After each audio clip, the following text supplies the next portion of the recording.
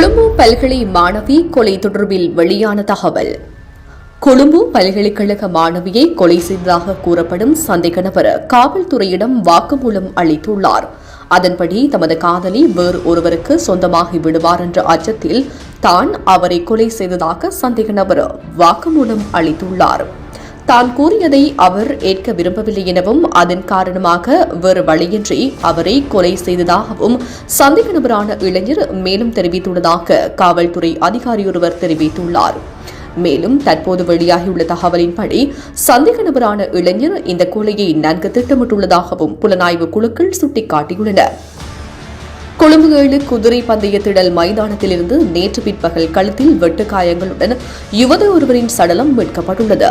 ஹோமஹம கிரிவத்துடுவ புபுதுவ உயன பிரதேசத்தில் வசித்து சத்துரிய ஹாங்சிகா என்ற 24 வயதுடைய கொழும்பு பல்கலைக்கழக மாணவியொருவரை உயிரிழந்துள்ளார் என அடையாளம் காணப்பட்டார்.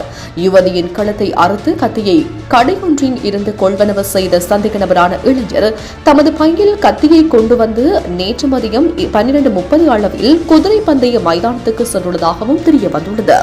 அங்கு தமது காதலி என கூறப்படும் யுவதியை சந்தித்த அவர் முன்னரை போன்று எதிர்காலத்திலும் தமது உறவை பேண வேண்டும் என தெரிவித்துள்ள நிலையில் அதற்கு யுவதி மறுப்பு தெரிவித்துள்ளார். அப்போது அச்சத்தில் இந்த கொலையை செய்ததாக சந்தேக நபர் இளைஞர் காவல்துறையிடம் மேலும் தெரிவித்துள்ளார். அத்துடன் கொலை சம்பவத்தின் பின்னர் குறித்த இளைஞர் பல்கலைக்கழகத்தை நோக்கி ஓடுவது சிசிடிவி காட்சிகளில் பதிவாகியுள்ளதாக காவல்துறையினர் கூறுகின்றனர். சந்தேகத்துக்குரிய இளைஞர் வெள்ளம்பிட்டிய கொலனாவ கொட்டைக்காவத்தை மற்றும் கிரிபத்கொட பிரதேசங்களில் தனியார் வகுப்பு ஆசிரியராக பிரபலமானவர் என்றும் தெரிவிக்கப்படுகின்றது. இந்த நிலையில் குறித்த இருவருக்கும் இடையே சில காலமாக கருத்து வேறுபாடுகள் இருந்ததாக பல்கலைக்கழக நண்பர்கள் காவல்துறையினரிடம் வாக்குமூலம் அளித்துள்ளனர்.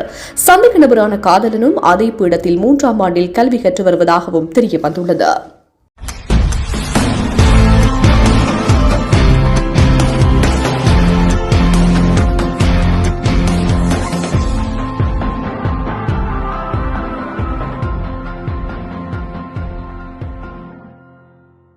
சினிமா நியூஸ் அப்டேட்ஸ் தெரிஞ்சுக்கணும்னு ஆசைப்பட்டீங்கன்னா மறக்காம A+HD கனடா சேனலை சப்ஸ்கிரைப் பண்ணுங்க. நியூஸ் பத்தின ஃபீட்பேக்ஸை கமெண்ட் செக்ஷன்ல ஷேர் பண்ணுங்க. மீண்டும் நாளை வேறொரு வீடியோல சந்திக்கலாம். அதுவரை நன்றி, வணக்கம்.